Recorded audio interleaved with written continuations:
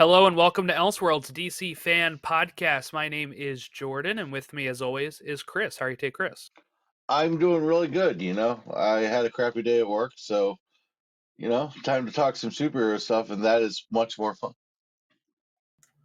Much more fun indeed, yes. So we will be diving into uh, this is our Smallville update. We'll be doing our Smallville update for Chris, who is now through season 2, right? hmm All right. So I guess give me your thoughts on season 2, which saw a bunch of new Smallville lore. We got Christopher Reeve, right? We hmm got Red Kryptonite, stuff like that.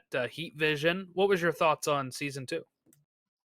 I thought this season was a little less tight than season one, which I think told a beautifully crisp, easy story, with some of the freak of the week stuff. But I think the intensity went up so much in this season, and where they went in this season is so unbelievable. I mean, the finale was something. The Christopher Reeve episode was incredible. Clark learning about like he's because you think every season is a year, and like Clark learning about Jor-El and all that stuff this early, I was a little surprised. And once things started getting real, they got really real. So other than, I think the Chloe Lana love triangle thing, gets a little old. I was actually really disappointed because I was like, okay, he's happy with Lana for a second. Let him just be happy for a little bit. And then, that of course can't happen. So, uh, yeah, it was a good season. I enjoyed this season. I don't know that it was as good as season one, but the stakes were higher. Mm. Yeah, I don't know. I feel like I like season 2 more, I think, because we do get into some of that stuff. Um, it has one of my favorite episodes, which is Ryan, where the boy Ryan is, his aunt aunt abandoned him because she can't handle his secret, and Ryan phones Clark for help. This is, of course, a follow up to season one's episode, which hmm was Runaway or Stowaway or something. I forget what the. Something like that. But I really enjoyed that episode because it showed you how much Clark really could do, running all the way to get the doctor right as he's about to fly off. Really incredible scene. And then Clark having to deal with the fact that all he did was give him a little bit more time.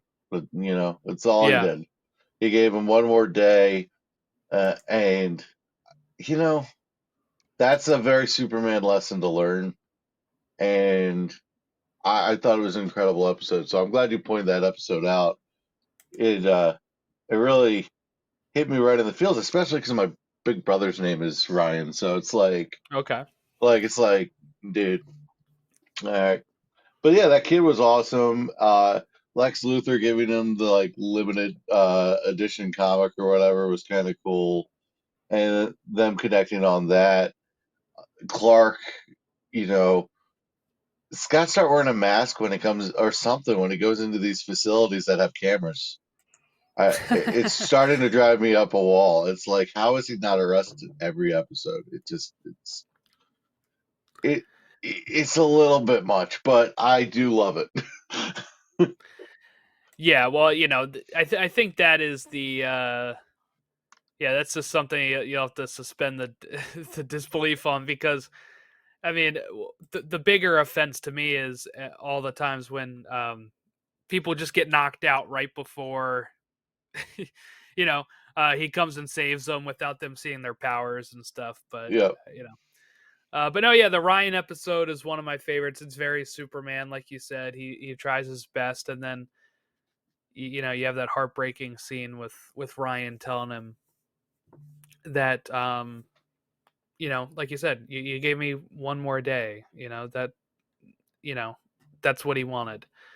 But we also got the return of Whitney, or what we hmm thought was Whitney, but turned Yeah. out to be Lizzie Kaplan's character, Tina Greer, back from the first season. What was your thoughts on the return of Whitney? Were you excited to see him back, and then disappointed that it wasn't him, and we find out he actually died? Well, I had a few thoughts of this episode. First, Clark being bummed that when he was back made perfect sense, but Jonathan Kent going, he did a hero's. You got to treat him like a hero. He did everything for this country. I'm like, it's just laid on a little thick. But It was post 9/11, I know so it just yeah, it you know that kind of stuff always rubs me the wrong way. It was like, oh God, all of a sudden he's an angel. Uh, you know, but just it's cool, but it's also just they lay it on thick every time. It's like it's this sanctimoniousness about it. But I really enjoyed that episode because it was a callback to season one. Like, you know, yeah. the second you did the X-ray vision, you're like, oh, I know what's going on, and that was pretty fun. I was like, wait a second, this isn't Whitney. I thought the coolest scene was when they're in the bathroom and Whitney like tears the door off the stall, and Yes. you're thinking, wait, what is going on here? This is, and then he blames Clark for it. I thought it was cleverly written. I thought like it did a good job of giving us enough information to know it wasn't Whitney but keep us going along. Like, what's going on? I thought that was a well written episode. Yeah, then we had a really odd episode, Suspect, where Lionel is shot and they frame Jonathan. And we find out that this was all orchestrated by Sheriff Ethan, who's been one of Jonathan's best friends. Just a total odd choice, I felt like. But I don't know. Did this did this come out of left field for you? Because Sheriff Ethan has helped them a few Yeah, times in the show. it came out of left field for me. I actually didn't love this episode. I Yeah, thought it's it not was, great. and I also thought it was weird where Clark was like, "You, yeah, you didn't check it out. There's a bullet launched in the thing," and he's like, "No, I'm telling you, I already checked it." It was like, it kind of tipped his hat there, but I, it wasn't my favorite episode.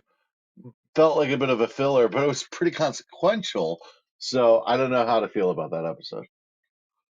You just knew Jonathan wouldn't do that, so Yeah, yeah. Um, I'm just trying to pick out some more episodes here. But yeah, okay. Let's talk about the Christopher Reeve thing then. Like, yeah. he is a guy who can apparently has been studying this stuff, right? He actually knows a lot about this stuff. He's one of the ones that tells Clark about like a message that was playing, right? And all that kind of stuff. I really loved how they brought in somebody like Christopher Reeve to do this. But what was your thoughts on I guess seeing him fit into this universe, I guess, and how they kind of have him explain some of the Superman lore? It made me very happy. It gave me a warm feeling inside. I liked it. I was about it. I loved how they did the John Williams theme in there, like kind of hints of that. I loved that Christopher Reeve was Uh, and I've been listening to Talkville with Michael Rosenbaum and Tom Welling, and they talked about that a lot of Christopher Reeve and Tom Welling's experiences with him. That was really cool. I just really appreciated it because you got to understand that Christopher Reeves, when you talk Superman, is as iconic as any actor is to a role. It's it's actually very rare. Like you and I can argue about Ben Affleck Batman and Michael Keaton Batman, but at the end of the day, Superman, at least before David Cornsweet, is definitively Christopher Reeve. So, Christopher Reeve had a really awesome episode. I thought it was really well done. I think they didn't stretch it too far. And he in his condition, I gotta say, if I have that kind of a condition, ALS, I believe, and you No, no, it was it wasn't ALS. He got paralyzed from the horse accident. All right, thanks for correcting me on that. But like, if you're going to be in that kind of physical state, I hope I look that awesome. I hope I look that dignified, like and like excited and optimistic, which is just so Superman. So, yeah, it was awesome. I couldn't get enough of that episode. Yeah, I mean he was only 52 when he died, which is crazy. That is insane. We would have probably gotten so much more Hmm. of him in this age of comebacks and stuff. Uh, but yeah, no, it was great to see him, in this show and bringing what he brought to it, which was I feel like more legitimacy as well to people that were comic book fans, I would say, right? That it Hmm. wasn't just like they were very good about respecting what came before compared to some stuff nowadays. But we also had a fun little twist when you have Jor-El, right? Hmm. And Jor-El's voiced by Terrence Stamp, who of course played Zod in the Superman Reeves films. So now he's voicing Jor-El instead. What's your thoughts on this take of Jor-El, which is maybe a little bit more of a dick, right? I didn't like this Jarrell. I didn't like this Jarrell. I especially didn't like when uh Clark has the like what do you call it? The incision on his chest, like Oh, the burn. yeah, Yeah. the burn on his chest. Didn't like that. I don't think he gave Clark enough information. Like Clark feels responsible at the end of the season, but Jarrell literally told him nothing. He just told him, "Your life is over, bub. See ya. You got to move on." Didn't tell him what he was moving on to. Didn't tell him what his purpose was. The message said he was supposed to be a god amongst men. He was going to be a ruler, and he was freaking out. And you know, you put him in about as bad of a headspace as you could. Not very fatherly. Not very fatherly. Hmm. So I didn't like Jarrell at all. I didn't like it. Yeah, it would be interesting to see what you think as they explore more of that. But Clark decides to leave with the red kryptonite. What was your thoughts on the red kryptonite in this? This was something that Jeff Loeb wrote and wanted to bring in, which was the episode Red. Mhm. And of course, at the end of the show, at the end of the season, he takes off with the red kryptonite. Um, this kind of, I think, cemented what red kryptonite does, because in the comics, it was very like it could change on what each kryptonite did, but I think now they kind of follow what they set out in this show. Yeah, and there was even an episode of Supergirl where she just let her inhibitions go. That's right, right. Um, but I will tell you that I was like, I don't know about this. I don't know about this because this show has a very particular feel, and all of a sudden you weren't in that. It just felt like a different show. It was dark. It was, but I understood it. I understood it. Martha lost the baby. He felt responsible. The Lana thing. I just, there was a lot going on, and he just needed that not. He couldn't deal with it. He shut himself off, and I understand it. It was very powerful. I I hate I hate what happened when he put on the ring, but I get why he did it. I hate what happened, but I get why he did it. I hate it though. It wasn't a. Hmm. Could you imagine watching this live and having to wait? Oh yeah, Oh, yeah, I would have a hard time with that. I would have a real hard time with it because he's a jerk when he puts that ring on. yeah, yeah. I think Tom Welling plays that role so well, though. Uh, when he Yeah, can he have a little bit does. more fun with the role, like he has a great time. It looks like so great. So you're going on to season 3. Have you Uh, actually started watching any of that I'm yet? 10 episodes into season 3. Wow. Yeah, Okay. Well, we won't dive into them in this you're right. one, You're right. but No, I have yeah, a just lot of thoughts wow. I'm about already the 10 in. beginning of season 3. Actually, one of the things that benefited my watch of season 3 was season two ends on a two-parter, I believe, and then season three starts on a two-parter. So Oh you yes, kind of get propelled into it. to keep Eh, going. Yeah, yeah, and then a lot of those strings don't tie up very neatly very quickly. So right, right. um yeah, and we're not going to get into it, but there's a lot to get into. And I Yeah, really enjoyed season two. I thought it was fun. I thought it was exciting. There was less freak of the week and there was more story, I thought. I thought it was pretty heavy. And I yeah. wonder what we're going to get moving forward because season three is kind of returning to form a little bit. And then, it's still heavier, but it's starting to return to form a little bit. So I wonder if this was just a little vacation into heavy land or if it was kind of a sign of it's going to be a more mature show. I think it depends. There will be just I'll say there's phases right throughout the show where it'll kind of dip and go up in certain seriousness, right? Like season 2 is very heavy like you said with a lot of that stuff, but like season 4 has like a huge season long arc but also introduces a character that is very fun. So I feel like that one will kind of have a good balance.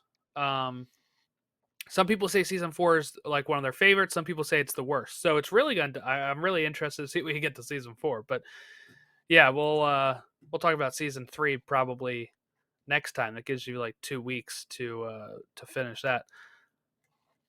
I finished Stargirl. That's done, There you and go. yeah. So now I'm kind of taking a break from DC television because I don't have too much more to watch really. So I really enjoyed it though. I really enjoyed Stargirl. I loved the JSA. So if people are out there, it got canceled, but like it did have a proper ending. Um, they filmed something just in case it didn't get picked up, and so if there's anybody out there worried about getting left on a cliffhanger, I recommend checking out Stargirl because it wraps up nicely. Yeah, Yeah. I thought. By the way, just talking about one of my favorite episodes from season two, Visitor, was really good. Where Clark thinks he finds another alien, and Yes. Yes. the guy's like doing the magic trick, but he has the healing powers. And I thought this is weird because it was kind of open ended and kind of not at the same time, which made it one of the most interesting shows of the season. I really liked Visitor, so it's an episode like if I'm gonna go back after I watch all of Smallville, it's one that I'll Revisit. probably it's definitely a revisit one for me. One of the things I want to do as we start getting into season three is start building up a top 10 episodes and then seeing each season which ones stay on that list and Oh, which ones nice. fall off. So I think season two is a little too early to do that. But once I get Yeah. season three, have a top 10 episodes for the first three seasons, and then as we go on season four, see which ones stay on, which ones fall off. So look forward to that for these updates because I've been working on that. I kind of have a feeling of which ones are going to be there, but I gotta say, Red, the one where he initially uses the Yeah. red kryptonite is definitely going to be on that list. It's an episode, and How about Heat?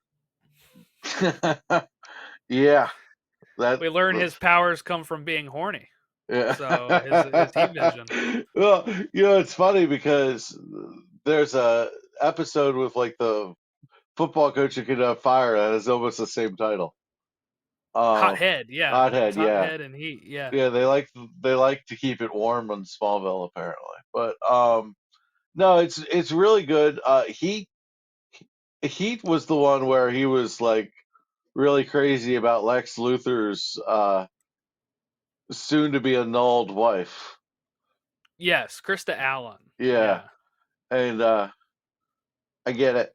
I get it, Clark. Um, but actually, one of the funniest parts about that is they figure out what triggers the the laser vision, and his dad is like maybe it'd be work if you're a little farther away from me. Like it's like Yes, yeah. it's really funny.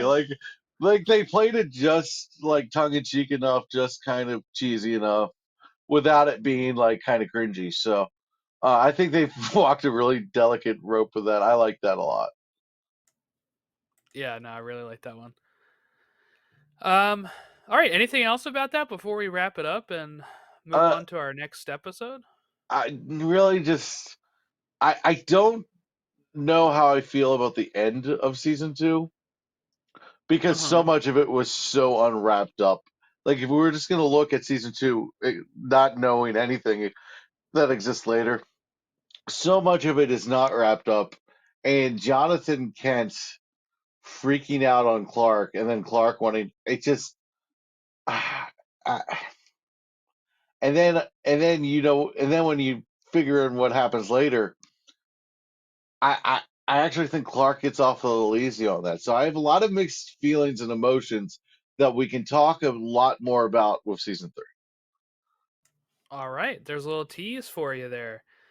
Um, all right. Yeah. So make sure you follow us at elseworldsdcfan. You can share your thoughts. If you're on the YouTube, make sure you comment your thoughts on Smallville season two if you've watched it. Um, make sure you like and subscribe as well.